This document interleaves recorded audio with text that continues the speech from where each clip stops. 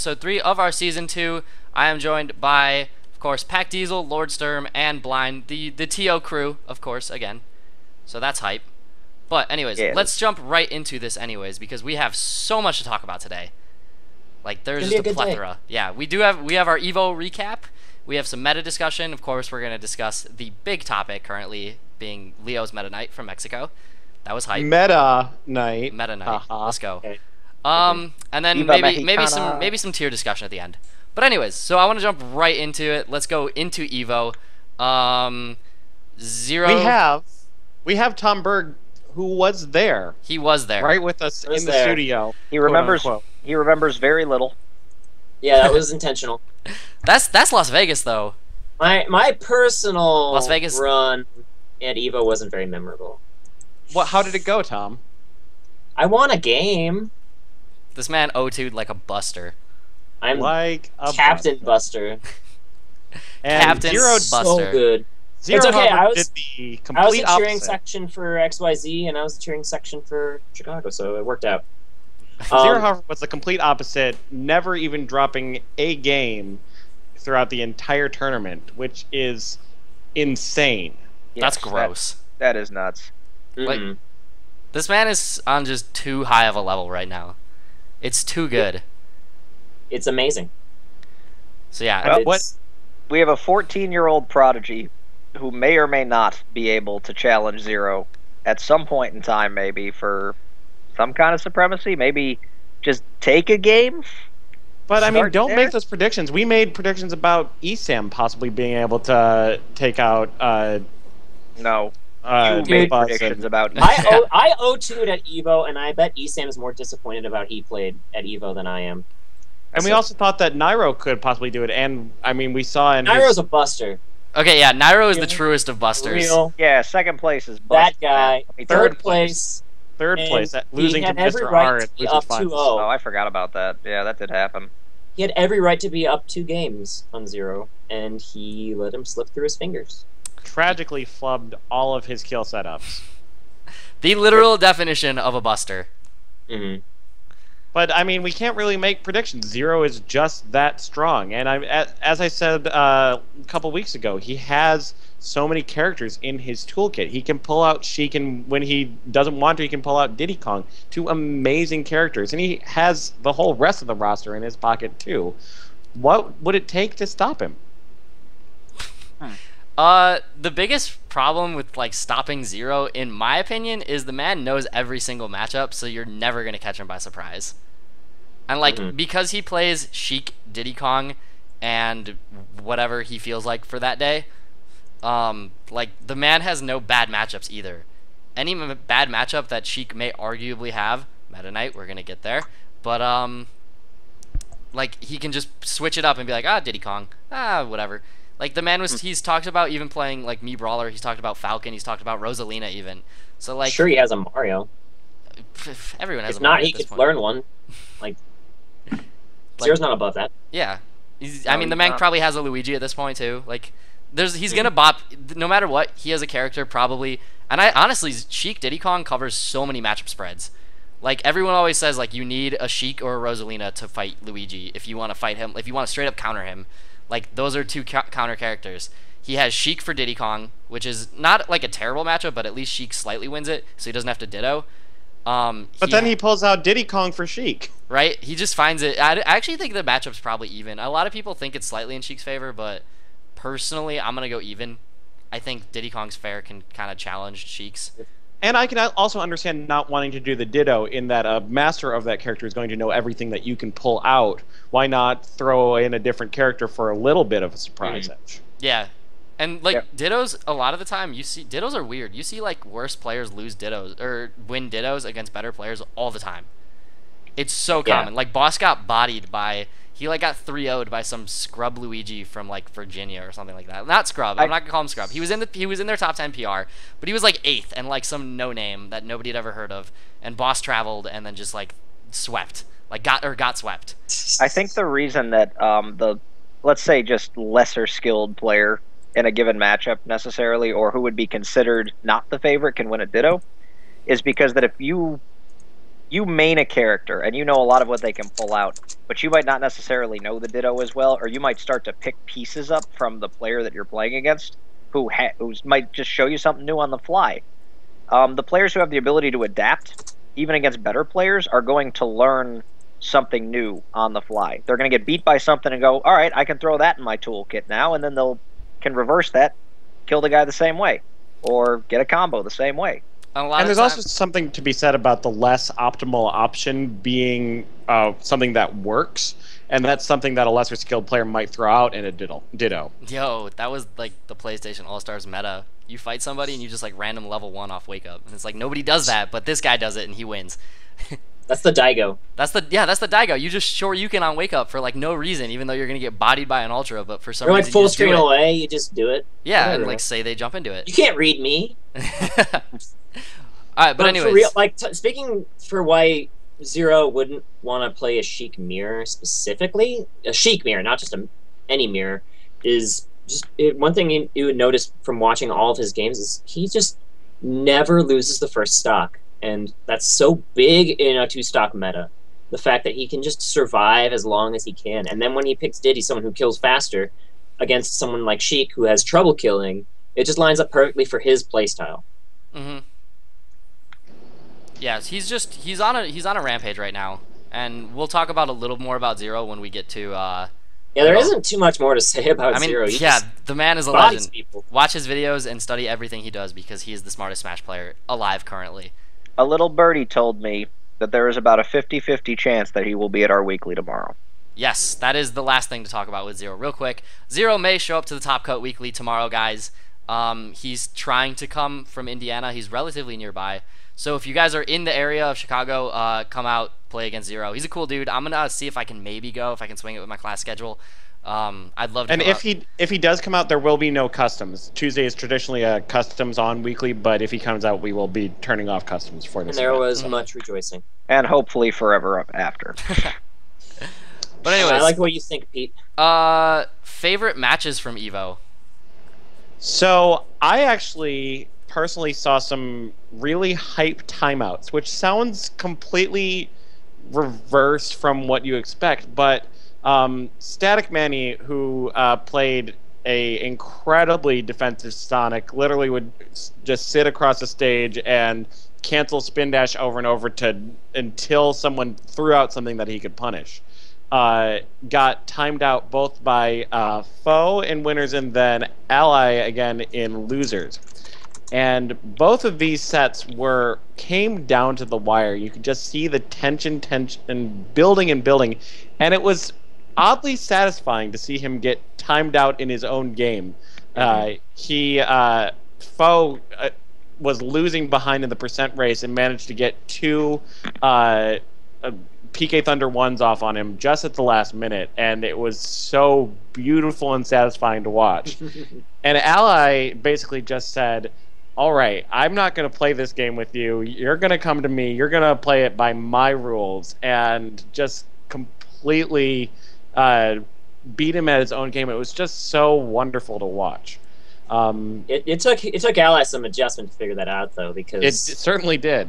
Oh my goodness! I was sitting next to the Florida players at the time, and they were just all like, "Why the hell did you let Manny have Duck Hunt for Game 2?" Game 2 was just, oh my god, Game 2! I wanted to throw something. Game 2 was the bathroom break game. Yeah, that's the go get your popcorn. Snacks. They had like the little like hot dog guy come dancing across the screen. I'm not gonna lie, Warren. You just broke my soul by saying hype timeouts. Now I'm serious though. It was really, really fascinating and interesting to watch. You mean eye-shutting and tiring and boring? Yo, Smash 4 had less timeouts than Melee though. They did. In top 8, there were 0. In top 8 Melee, there was 1. Yeah, that's top 8, not across the board. Because Static Manny lost and got 9th. So there were no more timeouts after Static Manny. Static Manny was gone. Look how happy Tom Berg was there. Oh my god. He's like, I don't have to watch him in winners anymore. I was ecstatic when he lost. It's no secret that I am not the biggest fan of Smash Brothers Brawl, which was timeouts the game. And because there's midnight. Not always. chain grabs were the big issue. It was Meta Knight and the fact that Meta Knight was so damn good meant there were no timeouts. There were several issues with Brawl that were not necessarily timeouts, not necessarily legend invincibility, not necessarily tripping or Meta Knight. It was all just kind of one, everything together conspired against itself. It had like it was just a compounding like. There are some beautiful guys, it's a things bad, that you can. It's a bad tangent to go on. The game is dead. Let's leave it dead and move on to the next topic, please. Well, the other matchup I wanted to talk about were the tragic set of Zero versus Nairo, where Nairo went out like a buster and lost all of his good kill setups on Zero. Press 1 if you still feel bad for Nairo. One. I got it. Nope. Stop playing like a buster, Nairo. That one. Get that up. And then there was Abadango's revenge over to Buzz. Yo, that was mine. Yeah. The speedy bike. The speedy bike bodied Luma. Okay. Speedy bike's crazy. The big thing that I actually really liked about the Abadango versus the Buzz matchup was I do think Rosalina is amazing in this game, by all means. But yes. I think she has a lot more 50-50s and losing matchups than people give her credit for.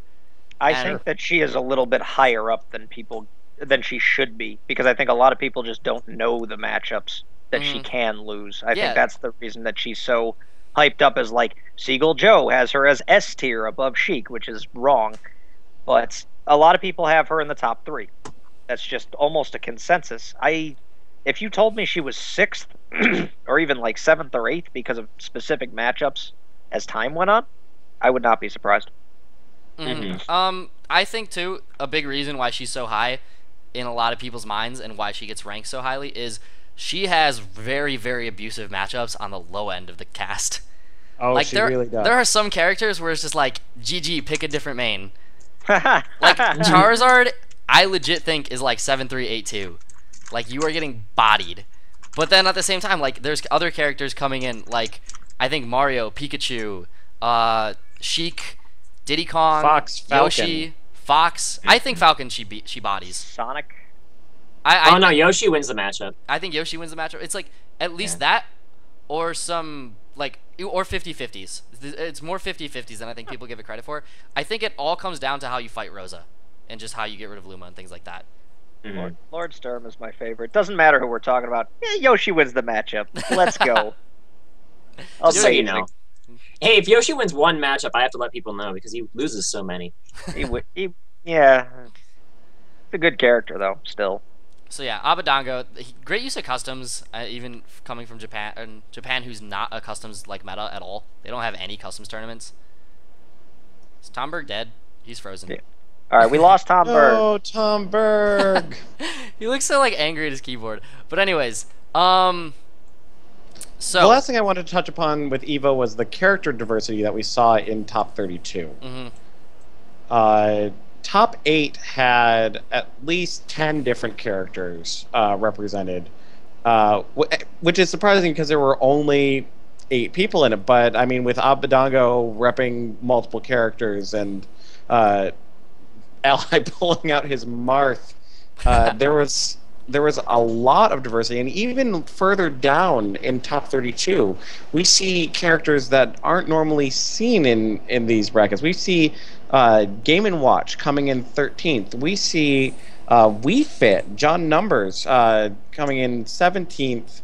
Palutena, Wii Fits, by the way. We did have 2 Wii Fits. Tom Berg is back. He's just Yoshi. For now. Bowser Jr. And then the Puffster with his Mii Brawler. These are a lot of viable characters. Rob, Fox, one Luigi, which maybe surprised some people, but in that we were thinking Luigi might be higher. But this is another thing I was going to ask. Where did that Luigi finish? 25th. He only got top 32. So in the top 16, there were 0 Luigis. That is correct. Yep. Crazy. Just, I mean, even I get that it's customs. I get that Luigi's customs don't exactly help. But still, Luigi supposedly a top 4 or 5 character. I'm gonna bring up Luigi when we talk about tier list placement and stuff like that, and why I think he's an interesting case. But we'll get to that later, and kind of why if we get to tier list today. If not, we'll definitely talk about it next week. But anyways, yeah, Wii Fit. I think customs had a part to play in why there was so much diversity. I honestly think that customs off, you get less foot diversity, but maybe more stable matches. Customs on, you're gonna get more diversity, but at the same time, is the diversity worth it if it's janky and like a lot of people think it's wrong and like stupid, and you only got there because customs are dumb. Japan had the quote recently that if you play with with customs on, you might as well be playing with items on. True story. Yeah, but like that's such an extreme argument, though. It's like items are RNG and you don't know what's happening. Like something like a bomb could just spawn on top of you while you're mid F smash and you just die. Customs is like you know what they're bringing. You know how to counterplay it. You can practice against it. You can't practice against the capsule that sometimes is a bomb. You really can't, especially if it spawns right next to you as you're jabbing. Yeah, like what? There's Like nothing that's you can do about that. I don't know. I think that's an extreme argument, and like I don't think that's a reasonable one to bring. It's up. hyperbola, but it's at least just brings light to the issues that customs can bring, even though it's an exaggeration. It's Now, just Tom, meant to paint the picture. Tom, did you see a lot of jank going on? I was telling you guys that the two custom villagers that were in top 32 had to play a mirror. That was funny, and I enjoyed it. But that's you enjoy else. misery? Is actually everybody who there was like a crowd of like 20 high-level players standing behind that losers bracket setup, and Did you notice they the were all tears getting coming out of their crazy hype eyes? about it. No, that wasn't 'Cause- hype. They were crying. They were like, "Oh my God, our game is dying. Who allowed this? What is happening?" It wasn't Oh, timeout. It was surprisingly Most of aggressive. them went to GameStop that day and sold Smash 4. GameStop trades, yo. Like the Wii Fit trainers were. I wouldn't describe them as necessarily too janky. I don't think Wii Fit's that janky. She gets good tools, but like none of it feels like how do I counter this? Like I don't Like I I don't feel like Wii Fit's fine and viable enough and like Wii standard. Fit. Wii Fit doesn't need get. the hoops. Sorry. Wii Fit doesn't get like the same thing that like Ascension Kong does, where he rises to the heavens on the winds and can just blow you away. Well, actually, funny fact, the second Wii Fit on here, Christian Rendon, he had to play DK Will to get into top 32. Oh, really? So, speaking of a jank game, that was one. You just see everybody up being left and right. A match I missed, but I caught a little bit of it, was DePuster versus Static Manny. That was a jank game where DePuster took him to Halberd game 2. So that happened. Gross. I didn't get to watch much of the Game & Watch. That's What one do you- thing I was a little disappointed in. When you say that happened, I'm not really getting a sense of what actually happened. Oh, well, Static Manny won it 2-1, and then refused to handshake afterwards. Because he was just like, I'm done. No brawler deserves my respect. Lame. Or whatever. Always Yeah. handshake. Always handshake. Always handshake. Always taunt. God damn it. Always taunt. Down taunt is a true combo after knee. That video was the hypest. All right, so Warren is mad at me because I taunt after every kill if I'm not going to get punished. so we have we talked about Evo now. I think that relatively wraps up kind of our Evo. Oh, and the Game & Watch player, real quick before we do top this off, he did not use customs. Amazing. He was vanilla Game & Watch, and he made, what was it, 13? I don't know what Game Watch gets off customs, to be quite Game & honest. Watch gets a hammer that's only 1s and 9s. Which is hype, but like you do so much damage to yourself through ones. You're just like 5% to me, 5% to me, and it was just goofy. It's goofy. I do like the Game & Watch custom where he rises like super fast and has invincibility, and it does like really decent damage and sends you sideways. Yeah. But like it doesn't go as high. So yeah, he's got some decent stuff, but I actually think Game & Watch doesn't do super terribly against Sheik. That's just a personal opinion because I think up smash just makes Sheik respect him. You get crouch. You get Zach crouch. actually came to the same conclusion yesterday in that he's going Game & Watch versus Sheik. Pretty. I know that Gimmer disagrees, though. The up B fills the bucket. The up B does fill the bucket. If you force a Sheik off stage, you just run out there and like boop, give me that. And now Now, like 2 charges. yeah, well you're gonna need one more, but like chances are she's gonna have to recover like twice against you in a game because you keep the bucket if you die.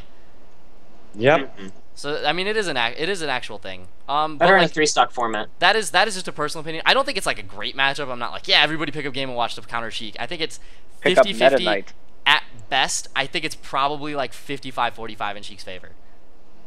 That's personal opinion though, so not factual, obviously. Is that all we have to say about Evo? I think so.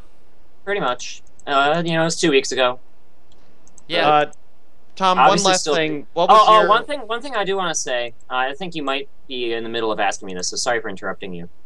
But just about the whole atmosphere around the tournament. You I read wanted to my bring up. mind. Yeah. You absolutely read my mind. There's a lot of people were discussing the fact that they were very happy that this would be the last customs tournament.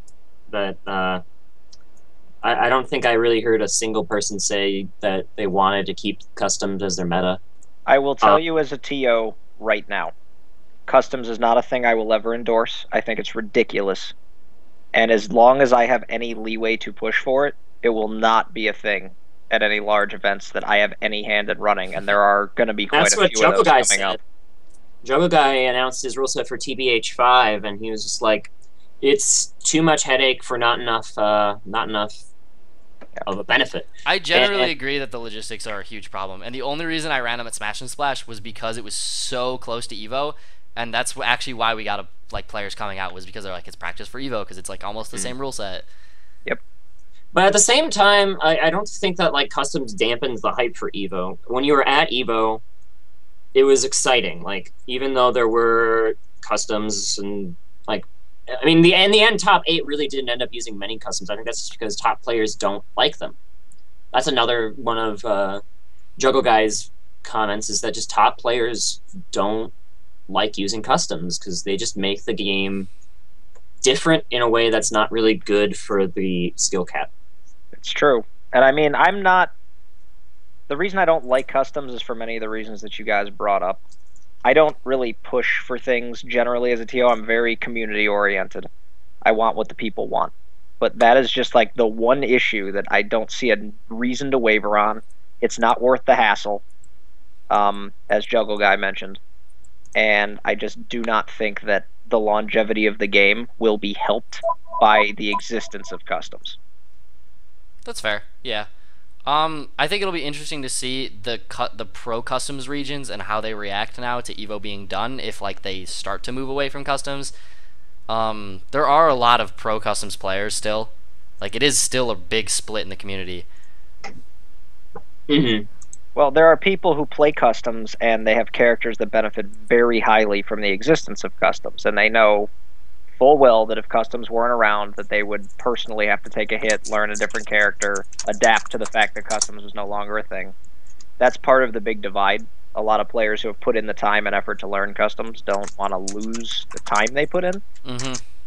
It's hard. It's a hard thing because like it was so split in the beginning, and there was never a thing across like the whole Smash community that was like, we'll all try this at once, and then we'll all determine if we're gonna hate it or not. It was like Missouri was doing this, and then like Tri-State was doing this. So like all these people have these different regions now that are doing different things and different rule sets, and it's just a problem. But that's a whole another conversation. Which we Yeah, we may or might may get not to. get to. Yes. But anyways, while we're on the Moving topic on. of kind of like a worldwide sense, and before we move into the Chicago stuff, because I do want to talk about a couple Chicago things, Leo, the Meta Knight. We have Meta to. Knight, The Mexico. champion. We have to Viva talk about it. 14 years Mexicana. old. 14 years old. The man is gonna be a god. Like Yeah, it's insane. He's like Tom Berg's age. It's nuts. that. You can't see my glare right now, but I'm glaring. I know you are M3K. I'm sorry. Okay, baby. As long as you know. Yeah. But he, like, two-stocked Mr. R, the second place person at Evo 4 times out of 6. It was No, 4. I'm sorry. Total out of the lose. Yeah, he Out of all six-stocked sets. him in grand finals. Yes. He dropped game 1 and then said, "I ain't having this," and 6-stocked him from then on. That's absurd. It's absurd. And And how Meta- good he was, and it wasn't just like the fact that he won and the fact that he was better. It was the way he won. It was the hard reads. It was just the base understanding of a game for a kid that age. Keep an eye on this kid, because the sky's the limit for a kid like that. Mm. Yeah, I'm super excited to see what that kid does. I would love to see him travel to some state events. I would love to see. I know Mexico has like one national year, I think, and there are people that go. And like next year when they run it again, I would love to see more States players travel. And I think now with that video coming out and with Beat Fox's Pac-Man stuff coming out of Mexico, I think a lot of people are starting to look at that scene and saying, what's happening over there? Because there are some crazy stuff. Absolutely. And I mean, after his match, I mean, he put the call out to Zero, and Zero did just called back and said, I will take that challenge if you come to the U.S. So it's a possibility. We might see Leo here in the near future. I would love it. That would be super hype. But I think Zero bodies him. Here's why. I think Meta Knight is good against Sheik, because the way Sheik falls, her fast fall speed and just her hitboxes and things like that, and the size of Meta Knight and his grab range gives him like punish options on Sheik that she normally doesn't have. And Meta Knight can play his goofy 50-50 ground game where it's, am I going to dash attack through your shield and be safe, or am I going to grab you, whatever. He can play that game against Sheik. Diddy Kong Banana, shut it down. Like, Diddy Kong Banana bodies Meta Knight, and he has terrible airspeed. So if there's a banana in threat, like, Diddy Kong has to respect that. Or not Diddy Kong, Meta Knight has to respect that. And if Meta Knight's trying to jump over to approach, like, good luck. You're slow as hell in air. I have a counterpoint for you, Mike. Meta Knight's neutral game is not amazing. Peter, what are you saying? I'm sorry, I've talked over you. I have a fairly strong counterpoint for that. This was Leo's first national recognition tournament. He's 14, a lot of potential, a lot of very quality technical ability. We have no idea whether or not he has pocket characters, whether or not he would bust out Meta Knight, because the only time we saw Meta Knight on stream that I'm aware of was against Sheik. Well, he was playing him all the way through, I believe, was the talk of the tournament, because a lot of it wasn't actually streamed due to random technical difficulties. Yeah. So, but it's very possible that he comes up to the stage and he's like, all right, I played Meta Knight. By the way, I also have a Luigi, a Rosalina, and a Sheik. Let's go. Like, we don't actually know. That is a good point. I'm like speaking solely assuming this guy is a Meta Knight main. And fair enough. Diddy Kong does fall for a lot of the same combos. Not quite as hard as Sheik, though. She does fall slightly faster. So you're not going to get quite as much. And also, something interesting about Meta Knight, I think Meta Knight actually does really well against Rosa, too, because Rosa gets bodied off stage by Meta Knight. Sure. And Meta Knight has crazy options to just get rid of Luma. Where I think Meta Knight struggles is in the neutral game, and if there are some top-tier characters that can just kind of shut that down. Luigi, Pikachu, Sonic, I think Meta Knight would struggle more against those characters than against, say, a Sheik or a Rosalina, and he's almost kind of an anti-metagame character currently, in that he's winning at the top matchups, but I think the reason why we haven't seen as many Meta Knights rise up is those other matchups are keeping him down. Yeah, Luigi's a very hard matchup for Meta Knight. He can't play his 50-50 game. Like Diddy Kong can't play it. Yeah, there's just like a lot of characters that struggle. And then same with like Sonic. Like, what does Meta Knight do against the Static Manny style? At the MVG event, I don't believe there were any top-tier caliber Luigis. And I think that since Mexico knew that Mr. R was probably the best non-Mexican player at the event, Leo playing Meta Knight gave him really the ability to just metagame his way all the way up to the top. And I'm not saying he didn't deserve it based on that. That's a phenomenal metagame choice. There's nothing wrong with making a good metagame call. But I'm actually more interested to see if he has the ability to play other characters. It'd be interesting for sure. I'm really curious too to see just how he does against against a Sheik or not a Sheik, Luigi, or against a Diddy Kong. And I just want to see more of the kid. I hope Mexico gets the recognition that they kind of deserve in their scene after looking at like what they do. Like they had a Toon Link in Grands, or not in Grands, in Losers Finals. And they had that dude's tech, or like not tech. I'm sorry, that dude's like zoning. Zoning was part of it. It was more just his like movement. Yeah, it was a lot about his movement and his spacing and his just knowledge of Toon Link that was really impressive. It wasn't the fact that he made it to Losers Finals. It was just the way he was playing the game. The games he won, he lost 3-2, I believe, in Losers Finals. And the 2 games he won, he 2-stocked his opponent. It was Mr. R. Yes, which was Mr. R. He would get rage and be like, all right, I'm Toon Link. I guess if I'm at 100%, I can F-smash you at 70 and kill you. Or I can up-smash you at 80 and kill you. And then just... Oh my god, with the fast fallers, because Toon Link can up tilt into up smash at almost all the time, and it was just really, really brutal for Mr. R because the up tilt has such small knockback that you can just chain. Mm-hmm. So his knowledge of just, I'm going to roll in and I'm going to force you to read this up tilt, and if you don't, you're going to get punished for 50% of a combo, or you're going to die. Yeah. That's another possible scary. sheet counter pick. It's looking like that's Hakan from Street Fighter 4 getting picked up for Balrog. But I mean, it's just interesting. It shows that these characters have merit, and some of these characters that people have slept on, like, where are the Toon Link players? Where are the Meta Knight players? Apparently, they all are in Mexico. Arlen, where are you, buddy? This is what happens when you put a magnifying glass on a scene, man. Yeah, and you get to see them destroy the second place player of the whole world that came out. Mm-hmm. I mean, we are missing some crucial ones. We're missing a couple top Japanese players, a couple top Europe players, whatever. But like, still, nearly 2,000 people just played, and this guy goes and nearly loses to 2 randoms that didn't show up in Mexico. Like, that's a big deal, and I think Mexico scene is something that we're gonna have to start looking into.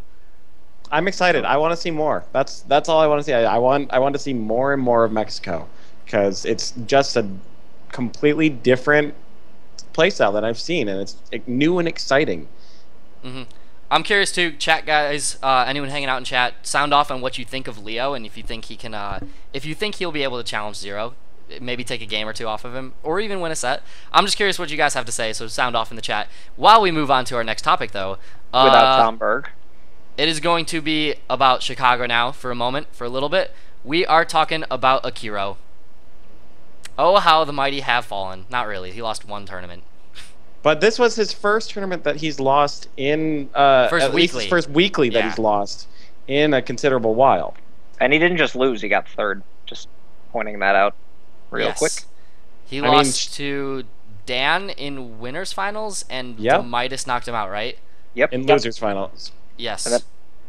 So good. Like, shout outs to both Dan and Demitis. That's some good work right there. That's 2 young players in the Chicago scene too that have been moving up the PR every single PR release. Like, Demitis was top 15, and so were Dan in like the first iteration. Like they were like barely holding on. Yeah. I think Dan might have been like. Dan was probably 18th on the first Warren iteration. Yeah, something. I don't even know if he made top 15. I think he always made top 15. I want to say, maybe not though. I don't know. That one time when he didn't get out of pools at Dismantle, was it? Hurt him, in the PR for sure. But that was Yeah. So Dan beating Akiro, that's huge. Akiro showing he has a Mario problem. He likes to get hit with the bricks in the bricks in the hat up smash. Bricks in the hat. True story. And Demitis with Captain Falcon beating Akiro. Demitis is a very, very unique player because the style that he plays isn't so much Falcon technical things. He just reads people so well. And he'll just be like, all right, you're going to go there, I'm going to down smash, and you're going to get popped by it and die. And it works. It works way too frequently. Right? Like, if I watched a video of Demitis, I would be like, what is this? Like, I'm not falling for this. And then you play him and you bopped. Yeah, you get railed, and it's just like, all right, so Demitis is all head games. But there's nothing wrong with that, if that's how you want to be good, because Captain Falcon, arguably maybe 10th or 11th overall as a character. You want to somewhere in the top 10, top 15 range, I think most people agree. Top 20 minimum for, I think, people maybe who like under or overrate him, whatever. Sure. But yeah, he's also definitely top 20 character for sure, like no question. Top 15, I think most people would agree. And Demitis has taken down characters that are obviously top 5, at worst top 10 characters because he just is playing the head games. According to the chat from Mr. Baby Seal, both Dan and Demitis 2-0 JJ Rockets at the same tournament. Yeah, JJ also got bodied. So yeah, JJ got 5th. Betty Crockett's. Betty Crockett's. Bo Scotty from the chat brought up an interesting point. When I watched Demitis play at E2C12, I think I remember like looking at what he was doing, and I was like, what is this scrubby Falcon player doing? And like it was like right when he was starting to make his like debut into the scene, and I was like, what is like this dude is just F smashing, like stop. Yeah, but he was hitting people though. And now this man continues to F smash, and everybody eats his elbow for breakfast. Like, So there it is. I apologize to Midas for my scrubby Falcon remark. I apologize to the streamers because we can't get a shirtless Demitis here as a guest. I'm Rip. still waiting on it. Because Demitis. he Dream is dead. No matter how good or bad he ever plays, he is a 4chan legend and a Twitch chat legend for sure. Yeah, that is. I think Demitis might be one of the few in top 10 that has beaten every top 10 player. Yeah, he's taken Green Beast now. Has he played Bo? Yeah, he's beaten Bo. He's beaten Bo. He's that's from the chat too. That's from good old Nightmare Baby Seal. But anyways, so that's a huge thing. Akiro, either Akiro is falling or our scene is improving. I'm aiming towards the latter. I'm aiming towards a combination of both. Akiro living in Wisconsin is probably hurting his practice skills. Not only that, he had played already at Geek Bar earlier that day. So there could be an argument for fatigue, Hey, but no Johns. No Johns. No I mean, Johns. this win is an amazing, legitimate win, and I think both Dan and Demitis should feel proud. Absolutely. Sure. And I know they were both hungry for a tournament win. I will never, ever listen to Fatigue Johns at a weekly. It's just not a thing. You slept in your own bed that morning, you're going to sleep in your own bed that night. Not an Akiro who's living in Wisconsin. Well, I guess unless you're Akiro, but I'm still not accepting that. Good job, Demitis. And Dan, for going through winners finals to get second. Also, in other news, we have a challenger approaching in our scene. Can we get the little spinning thing? Woo, woo, woo, woo, Yeah. Tyroy, yo. Tyroy, Sheik player, right? Yep. Yes. Sheik player who randomly took second at Geek Bar that me and Chevy didn't go to. Tyroy is an animal. He's a very, very good Sheik player. He's got a lot of room for improvement, I should say. But for where he has started off, I mean, he's about the closest thing we're going to have to a top-tier Sheik now that Akiro's gone in Chicago. He's a very good player. Well, JJ Rock is picking up Sheik apparently because he's like, I don't want to be a slightly top-tier character. I want to be the top-tier character. And Green picking up Sheik as well. So we have an abundance of Sheik influx coming in. So we're going to see an abundance of Meta Knights in about a month. I mean, and this is not actually just amongst top players. I remember at the latest monthly, I encountered 3 different Sheiks, both in pools and in bracket. They're popping up everywhere. Welcome to Metagame. Welcome to that is the best character in the game. I mean, hey, bar none. You come from any other fighting game, and we probably would have seen Sheik picked up more sooner. But Smash has fan loyalty, which I love. I love that about the Smash community. And you see less tier loyalist and I need to play a high tier, top tier, than you do, I think, in other fighting games for the most part, coming from other fighting game communities. But now that she's stayed so strong for so long, and it doesn't seem like she is going to get patched anytime soon, considering which is absurd. Well, I mean, hey, we might see a patch on the next DLC. Some people are saying August is the next time to look out. But 3 characters just got released, so who knows? And if we're not going to see another patch, that is a big thing. Now we're going to have to start looking into who counters Sheik. How do you stop it? Can you play 50-50 with her? Is Rosalina 50-50 with Sheik? Can you play Meta Knight? Can you play Mario? I think there's characters that can run with her. I don't think she is anything I don't think she's even as good as Melee Fox. Well, we've got, possible decent matchups from random characters. Jigglypuff, I personally believe, is 50-50. You're not the only one. There's a bunch of them that do. Yeah, Jigglypuff, that matchup is very, very winnable. Now Meta Knight's a counter. Obviously, Sakurai has a 100-0 matchup against Sheik. A lot of people just think that short characters are good, like Kirby. You can duck under the needles. Jigglypuff, Meta Knight. You guys were thinking Game & Watch. I don't know if I agree because I'm not knowledgeable enough, but because you play that's Yoshi. At least some of the mentality behind it is you get to duck under needles, which it doesn't matter if you duck under needles, because what happens when you duck under needles? Nothing. You've accomplished nothing in neutral unless you're crawling towards her. You're at the same spot. It's the same reason why gravity, the gravity star from Rosalina, where she sucks up your projectile. It's nothing's happened. We're at the same spot we were, just with no projectile out now. The big reason I think that people think short characters counter Sheik or not counter, but can fight with her, is she's forced to land slightly more unsafely with Fair. Possibly in these characters' grab ranges. That's the big one. So you take like her forward air, her arguably best tool. I would say it's probably her best tool. That Needles, Bouncing Fish, Vanish, like she has. There's a couple that you could probably argue is the reason why she's so good, or a culmination. But I think if you took away forward air, she would lose a lot of what she is. And if these characters can now punish it, that's the big deal. All right, Warren, real quick. Real quick. You did, well, not even real quick. This is actually the next thing I want to talk about for at least a few minutes.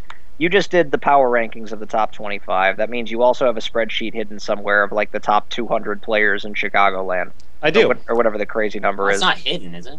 The results and the calculations and everything I keep to myself just because it's very complicated and I don't want anybody editing like exactly where anything. So I just hide that one. I would just put 100 losses on Lord Sturm. Well, that's just that. All that's doing is predicting. I don't need your help. Now, all right, Warren. The reason I bring this up is you mentioned Tyroy. He's the new secret boss. But for the players who didn't make top 25, who's got potential? Who's a possible up-and-comer?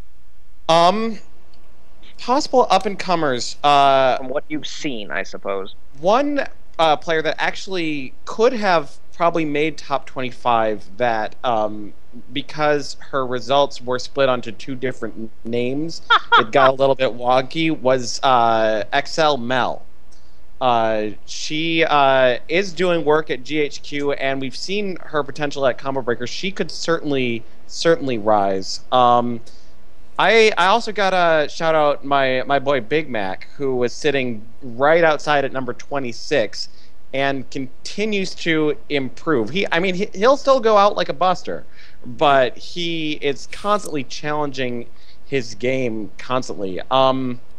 Here's one, Josh King, 111, sitting the king of the 9. He did right here at 4-0 nubs. He'll just pull out these random ass wins, and I'm always impressed. You know why? He lays the judge. He gets the 9.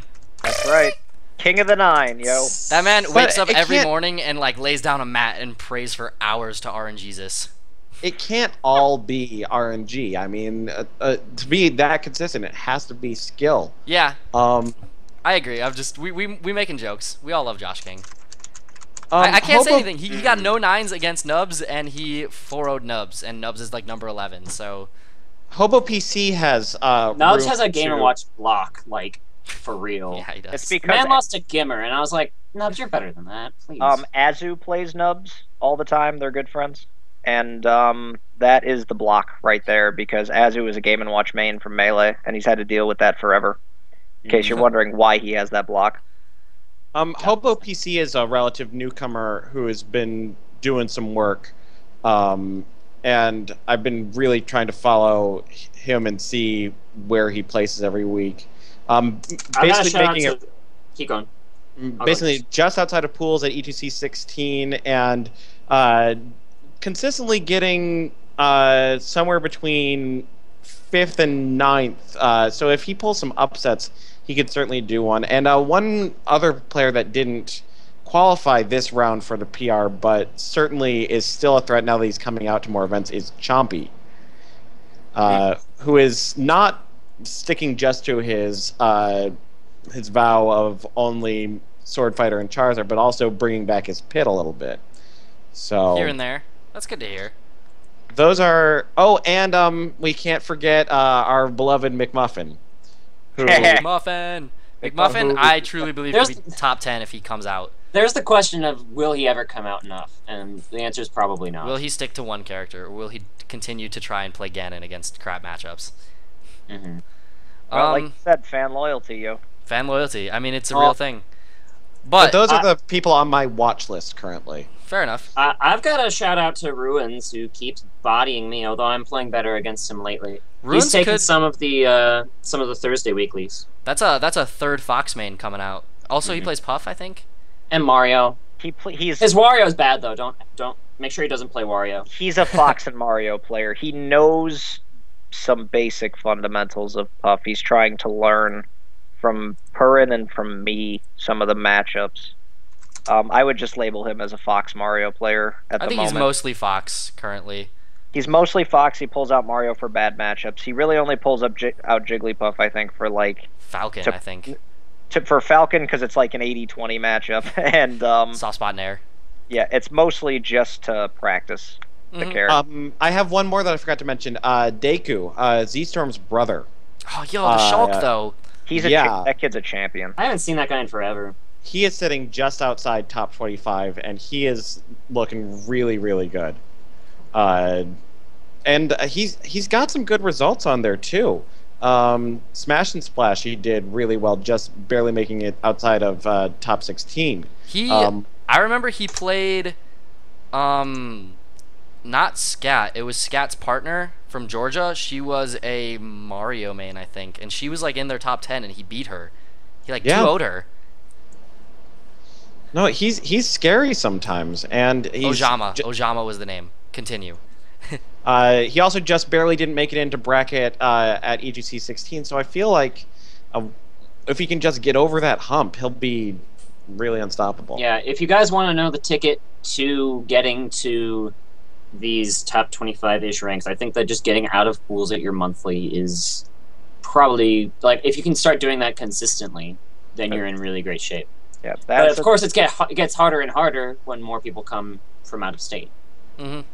Yeah, Michigan invasion, yo. And you know what? I love, by the way, that we have a little bit of an interstate rivalry. Maybe now a tiny bit. It's not like, we're all Midwest. I think that if us and Michigan were, in the same place at like Evo or CEO or whatever large tournament, like we all traveled to MDVA, we would travel as the Midwest. We'd be like a pack. Yeah, I was cheering for LA hard. Absolutely, but when it comes to a monthly in Chicago and Michigan comes and invades, that's a nifty little rivalry we got going. No hate, no bad blood, just hype. It's entertaining. I think we should invade them for the big house coming up in October. I agree with that, and that's my plan. I hesitate to call it a rivalry a little bit because there's no like glaring hatred. There's nobody from like Michigan that everybody in Chicago hates or vice versa. Part of me wishes there was just a little bit. Like your job, Pete. Be the asshole. Pete, you're the villain. I've always been the villain. Not again. I'm trying to be happy and smiley and go lucky. It's so hard to be like angry at anyone in the Chicago scene though. It's too friendly. Yeah. Okay, actually something goofy was when Nakat and False and Keitaro came over, they were commenting how it was one of Keitaro's like first times in the Midwest for Smash, and he was commenting how like it was really weird that sometimes our players will fist bump in between sets or like in between matches of a set or be like, "Damn, that was a nice kill." Like, no. He's like, I hate that guy for like the next 20 minutes. I am not fist bumping him until that result screen comes up. We respect each other too damn much. Sometimes. I think Keitaro's full of it. I've never seen that guy not smiling, so there's no way he hates that dude for 20 minutes. Keitaro is a total bro and would fit in so nicely here. I wish he lived in Chicago. Real talk, LOF knows how to party. Oh yeah. I mean, I house them, dude. Trust me. No.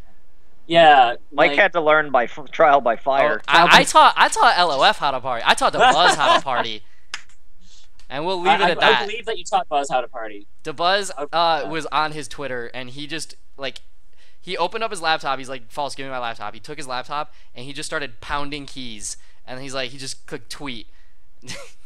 He's like, "Look what I sent, guys," and it was just gibberish. No word. Amazing. So that was my DeBuzz experience post his win at Dismantle. It was hilarious. Awesome guy. Love DeBuzz. I would house him again in a heartbeat. But while we have the time, I think we have about 10-ish minutes to go here. Sure. Do you guys want to do some tier list discussion, or should we jump right into questions? Questions, I think. Let's do questions first, and if there aren't many, we can circle back. All right, so anyone in the chat, guys, if you have questions for us, anything you want us to talk about real quick, go ahead, post them up now. You can also tweet at any of us, or tweet at least me and Sturm. We'll check our Twitters. I don't know about these other two. I check my Twitter. I check my Twitter at least once a day. I check it like a couple times a day, I think. But yeah, so guys, any questions you want us to talk about, any topics that you want us to bring up? Tom Berg gets bodied by Skype. We all know that one. That's my question to the chat: is how do you stop getting like Skype? Actually, I just Dom. lost video feed on everyone, so I hope this call is still going on. I can hear you. So I hear you. The chat is asking about Dom, the Fox player. He's in top 25. He is That's in why top I didn't 25. mention him. He can certainly pull out a higher ranking, but that's why I didn't talk about him. He's scary. Dom has beaten JJ twice. He practices. I know he's been playing with Bo a lot lately, so that's a solid singles player. Hopefully the mindset doesn't transfer though. Dom is about to drop singles for doubles. But anyways, You mean drop Smash 4 for Melee? so Dom is he's probably one of the top players outside of the top 15-ish range that I would most expect to see in the top 15 next PR update. He's got to keep doing what you're doing, man. He's got to be consistent. I say to everyone. We talked about this last time, consistency being the word. Mm-hmm. He was disappointed at being like he was 22 or whatever on the PR, and it's a number. Just keep winning games. That's the only way to go up, is just to win Smash Brothers games. And So for anybody who is upset or disappointed about their ranking in the PR, I just want to say that's all it is, a number of your results thus far. If you can, and it just relative to other players, if you can take that and just learn from it and move on and keep getting better, your results are just going to keep getting better and better too. And together we're going to keep getting better and better. So don't get down on yourself, because that's just going to hurt you. That's true. Remember, Lord Sturm made this power ranking, and you can too. I love you, Tom. And you certainly deserve to be on there. But in a world where I'm on the power ranking, yes, anyone can do it. I hope that you guys kick me out of it next update. That's my goal for the rest of the scene, is kick me out of the freaking power ranking. Please. I didn't think I was gonna be as high as I was. I was like, I've been playing like me gunner in tournament and like goofing off and like not caring about my placement at monthlies, and I got like 14th, and I was like, all right, I'm down with that. Hey, but you know what? Don't you sleep on that me gunner, man. Yo, if the you me had gunner though. If you had the Skittle, it's over. Y'all don't know about the Skittle. I gotta teach these fools about the Skittle. Well, But, the problem is that's another conversation that while we're waiting on questions, we should have every week until it gets settled. What are we doing with Mies? We'll bring that up later, because I do want to talk about in these last couple of minutes while we have we're waiting on the questions. We do have a couple questions. And we have from Xavier, how's the production end coming for E2C? That's what I want to talk about. So we are going to be doing a new side event as our morning event for their E2C event. 4v4. Looks like it won the poll. That'll be goofy and interesting. I'm upset that it wasn't 4v4 VIP, because that is a thing that I've been wanting to test forever. However, I'm just happy to have a 4v4 going. Let's get together and do 4v4 VIP like soon, and we'll try it, and we can determine if that's great, if that's going to be awesome. Now, here's the thing that I kind of want to discuss with you guys, and this is important, and this is just discussion. This is for the sake of chatting. This does not conclude anything that we will decide behind the scenes later, but the stage list for 4v4. What I'm thinking right now is that Big Battlefield is the default game one no matter what, and that the two possible counter picks, and Warren's going to hate this, and I don't care. I'm already rolling my eyes. Are Pyrosphere, because it's a good 4v4 stage. Pyrosphere legit. And Temple. Wrong. No. Temple so wrong. generates the wrongest. So much I'm going to hype. send all of you guys a video. I want to tell you why Temple generates hype. A lot of the Temple matchups they wind up resulting in who gets the bottom and the other team trying to infiltrate it. And that in itself is hype, because it really shows the true positioning of players in a 4. I'll tell you what it actually boils I'll tell you. down to. It actually boils down to who can get the most techs in the bottom. That's all it becomes. I'll tell you what it really boils down to. 16-minute matches, because people just keep teching and teching and teching and teching and live forever. It boils down to the tournament ending at 3 a.m. That's what it really boils down to. I'm going to send both you and Warren a video. 4v4 was attempted back when this game first came out on Wii U. It was. There's a video of a team that I forget who played on it, but then there's DeBuzz, Vinny, I think it's Mewtwo King, and one other player were on one 4v4 team, and this other team was playing their 4v4. They did game one at like Smashville, and it was a nightmare. and then they did game 2 at Temple, and it was like the slowest, most issuesome thing when nobody was in on the bottom. But then like they broke in on the bottom, and then after a while, the other team that was winning just left the bottom and ran to the other side, and they were like on the right side of Temple, and they were just hanging out, and it just like devolved into nothing. So Okay. I will send you a video and you can check it out. But we had another I wanna question. Look at this. We had another counter question. with your idea for Temple is stupid, and that it should be Pokemon Stadium 2. Let's play 4v4. No. 4v4 on Smashville. No team attack. That's wrong. Everyone Alright, is gonna run a Robin, and they're just gonna Thoron from the back. That Alright, I quit this conversation. Let's find another question. Okay, Xylus had a good question. For those not in the top 25, how do you improve? So it's a Play great Sheik. question. Play Sheik. And it's one that probably will need a full podcast on later. It's one of our ideas that's coming up. It was supposed to be this week. We were supposed to do a segment about improving, featuring our one and only Kappy, and mindset and things like that. But he could not make it today, so next week we should have the improvement section of Smash Talk featuring Kappy.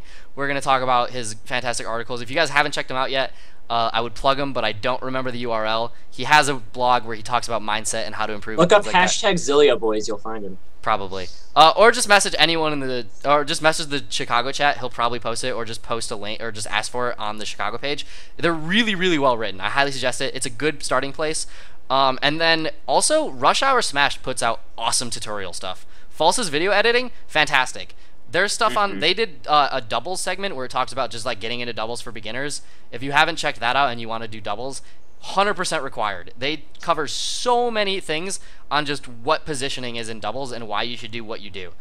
So also, the last thing that I found, just as a quick thing that you can do to just notice what you're doing in your habits, is after every match that you play, after every loss, you get out your phone and you write down why you lost.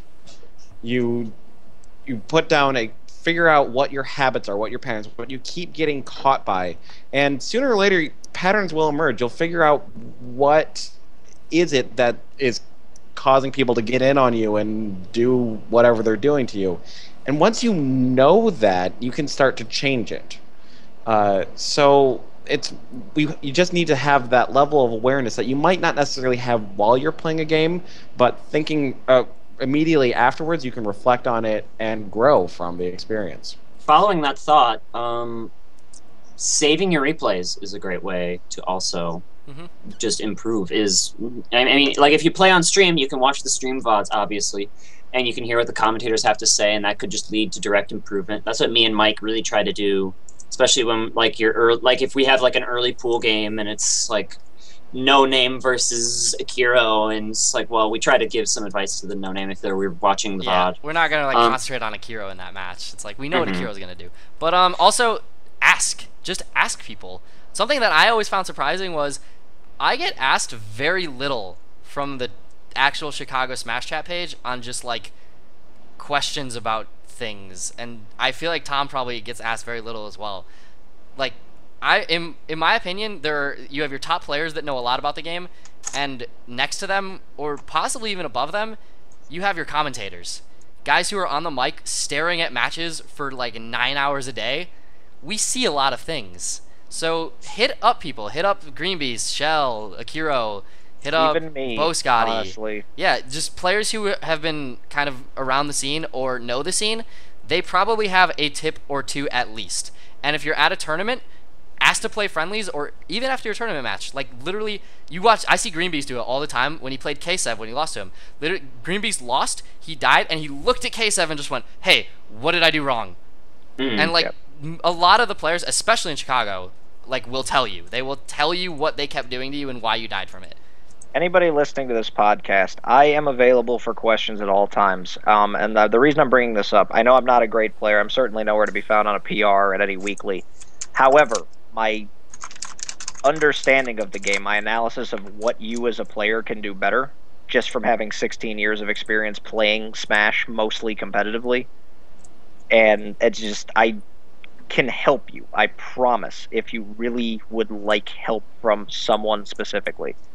I mean, you can talk to just about anybody. The guys on the Smash now, I'm sure, have talked to me a million times about things. And I've talked to Green and I've talked to Shell about their personal play and so forth. And it's a thing. I'm available to anybody who would like any help. And I'm sure Tom is the same way. And I'm sure Mike is the same way. And I'm sure Warren is the same way. If you really, really want to improve, you want to work at it, and you want someone to ghost you, to shadow you, to be like, listen, you are spot dodging too frequently. You shouldn't be rolling every time you follow up with an F smash. You shouldn't be doing a get up attack off the ledge more than 3 times out of 4, or whatever it may be. Yeah. And then the other thing I've been starting to do actually is every Wednesday I've been doing doubles at my place, like a level up series of doubles. And Wait, what? I just started it. If you want to come this Wednesday, by all means. I will. You weren't invited. Get out of here. But last week I was playing with Zeta Blitz came out. I had G Coast and I had Cool Dog. And then the week before that was Chevy, REZ, and Cool Dog. And then Pete, if you want to join in, this is like the 3rd week that I'm going to do it. We're going to stream it and everything. And we just talk about doubles play and how to improve there. And like what, because there are so many players that are like, I want to get into doubles. And then they just like don't know where to start.